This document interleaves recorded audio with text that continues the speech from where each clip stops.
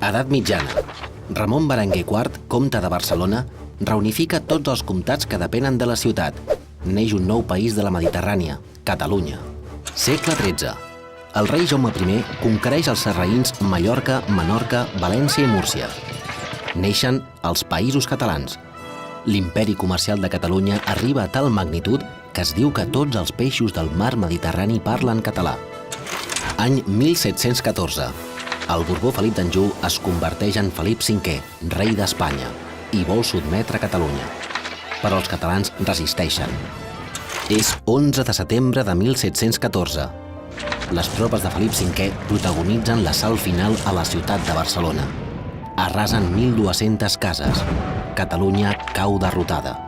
Felip V prohibeix la Generalitat i el Parlament català.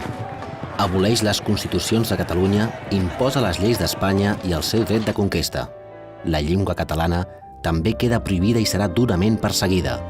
El rei Borbó introdueix Catalunya al règim espanyol d'impostos. Bona part de la població catalana queda asfixiada fiscalment. Any 1931. El president Francesc Macià proclama la República Catalana, però Espanya no ho accepta. El govern espanyol ofereix un pacte a Macià, l'obliga a retirar la República Catalana. A canvi, acceptaran que Catalunya pugui tenir un govern autònom, sempre i quan depengui d'Espanya.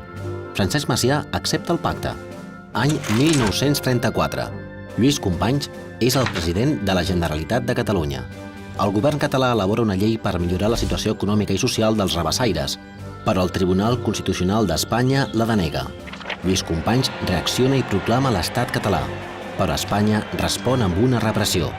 Lluís Companys és empresonat, juntament amb tot el govern de la Generalitat.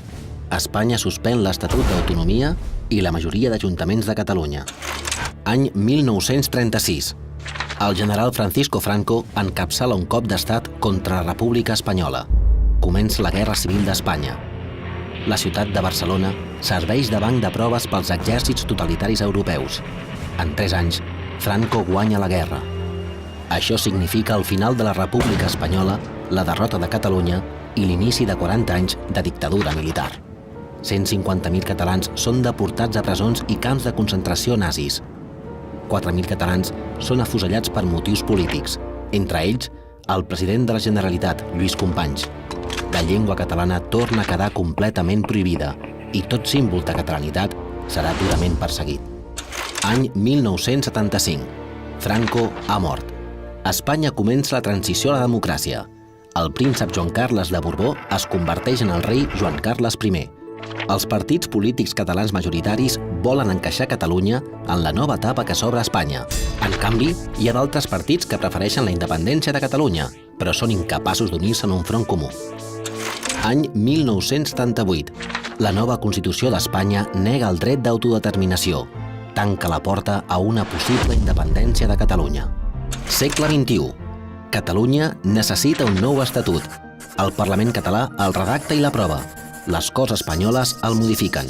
Malgrat la modificació, els catalans el voten en referèndum. Any 2010.